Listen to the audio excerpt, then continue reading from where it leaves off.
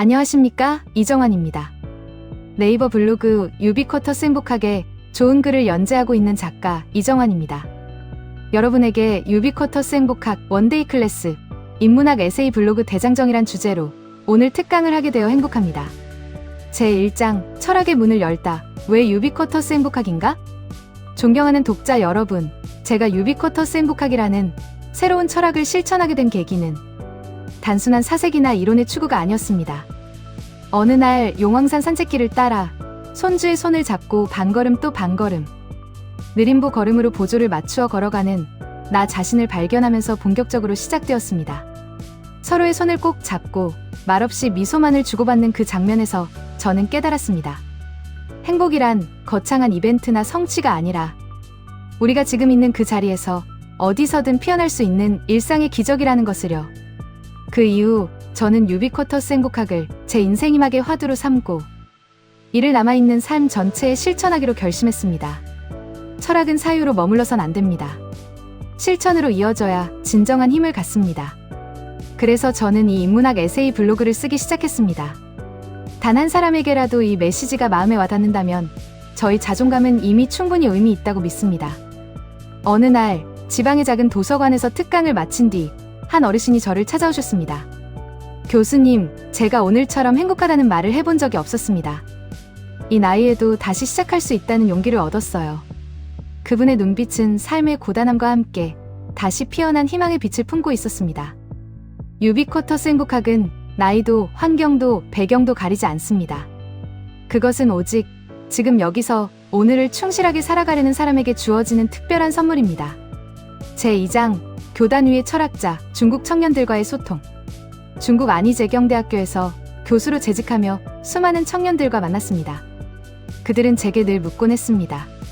교수님, 우리는 왜 배워야 하나요? 저는 그 물음에 늘 이렇게 대답했습니다. 지식을 통해 자신을 사랑하고 다른 사람과 나누기 위해서입니다. 어느 날, 한 학생이 조용히 저를 찾아와 이렇게 말했습니다. 교수님의 수업을 들으며 처음으로 저 자신을 깊이 들여다보게 되었습니다. 저는 지금부터 매일 시를 쓰기로 했어요. 그 말을 들었을 때 저는 울컥하는 감정을 숨길 수 없었습니다.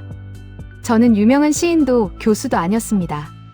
단지 유비쿼터스 행복학을 전파하고자 했을 뿐인데 그것이 누군가의 내면의 촛불처럼 밝혀졌다는 사실이 저를 더 큰 책임감으로 이끌었습니다. 그리고 또 한 명의 제자가 기억납니다. 집안 형편이 어려워 항상 장학금을 목표로 공부하던 학생이었는데 어느 날 제게 말했습니다.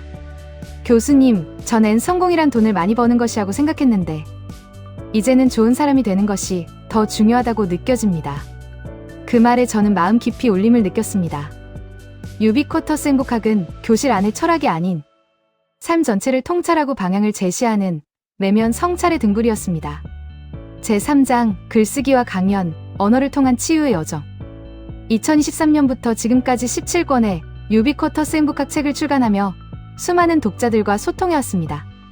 강연장에서는 때때로 눈물을 흘리는 청중도 계셨고 어떤 분은 제게 편지를 보내오셨습니다. 교수님의 글을 읽고 제 삶을 다시 시작해보기로 결심했습니다.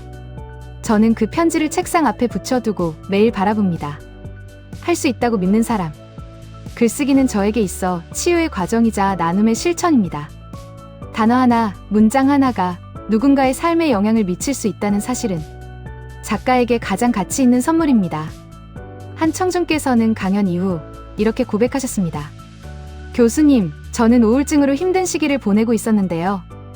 오늘 강연에서 들은 행복은 당신이 어디에 있든 당신 곁에 머물고 있다는 말에 마음이 뜨거워졌어요.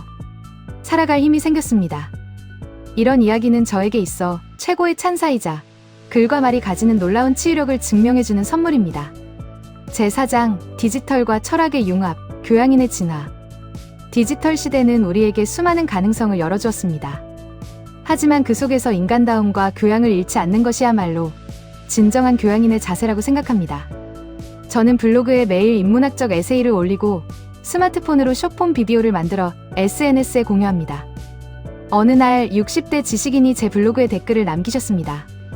유비쿼터스 행복학님, 이런 좋은 글 써주셔서 감사해요. 오늘 하루가 더 알찼네요. 좋은 하루 되세요.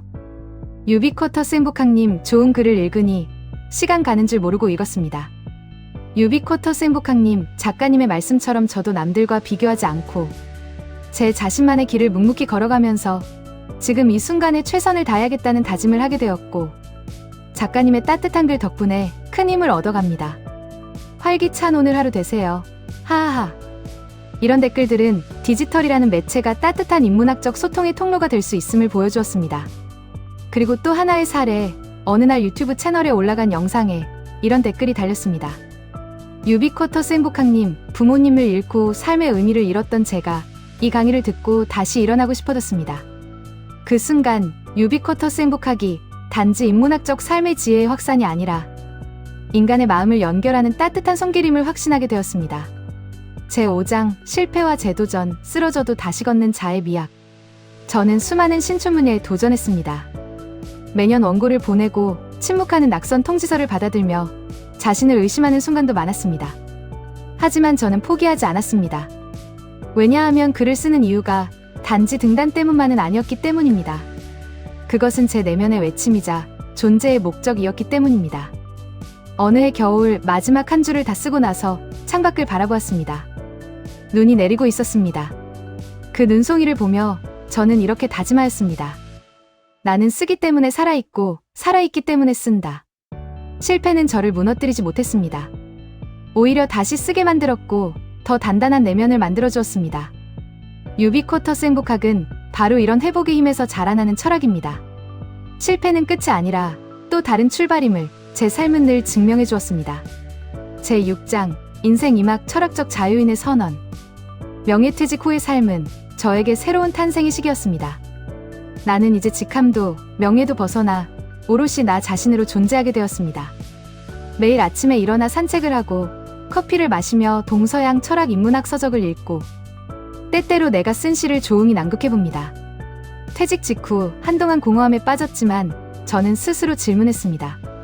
이제 무엇을 위해 살 것인가? 그 답은 나답게, 그리고 나를 넘어서 누군가에게 도움이 되는 삶이었습니다. 그래서 시작한 것이 유비쿼터스 행복학 블로그 운영입니다. 50대, 60대 분들과 함께 매일 인문학 철학적 주제를 가지고 토론하고 글을 쓰는 디지털 소통을 열심히 하고 있습니다. 이 활동을 통해 저는 알게 되었습니다. 나이 들어갈수록 철학은 깊어지고 사람은 겸손해지며 유비쿼터스 행복학 공동체는 성장한다는 것을요. 제7장, 세대 간 공감, 손주들과의 철학 산책. 손주들과 나눈 대화는 언제나 저를 놀라게 합니다. 할아버지, 마음은 어떻게 생겼어요? 라는 질문에 저는 한참을 고민했습니다. 그러다 이렇게 답했습니다. 마음은 투명한 유리병 같단다. 유리병 안에 무엇을 담느냐에 따라 달라진단다. 이 짧은 대화를 통해 저는 다시금 깨달았습니다. 인문학은 결국 다음 세대와의 대화 속에서 살아 숨쉬는 것입니다. 저는 손주들에게도 유비쿼터스 행복학 철학을 전하고자 합니다. 특별한 이론이 아니라 함께 걷고 소통하고 웃는 그 일상이 곧 유비쿼터스 행복학의 실천의 현장이기 때문입니다. 제8장, 나는 왜 이 글을 쓰는가 철학적 고백. 이 글을 쓰는 것은 제 존재의 근원을 확인하고자 하는 고백입니다. 저는 늘 제 자신에게 물었습니다. 나는 왜 살아가는가? 그 질문의 답은 이제 분명해졌습니다. 나는 유비쿼터스 행복학을 실천하기 위해 살아간다. 누구나 철학자가 될 수 있습니다. 삶을 깊이 들여다보고 자신을 진단하고 치유하며 타인에게 선한 영향력을 주려는 모든 행동은 이미 유비쿼터스 행복학의 실천입니다. 존경하는 독자 여러분, 이 글이 여러분의 하루를 조금이라도 따뜻하게 한다면 저는 오늘도 그 길을 계속 걷겠습니다. 유비쿼터스 행복학 전도사로서 오늘도 나는 이 길을 걷는다. 오늘 이 강연이 여러분의 삶에 행복의 작은 불씨가 되기를 바랍니다. 여러분, 이제 함께 외쳐보실까요? 행복은 유비쿼터스입니다.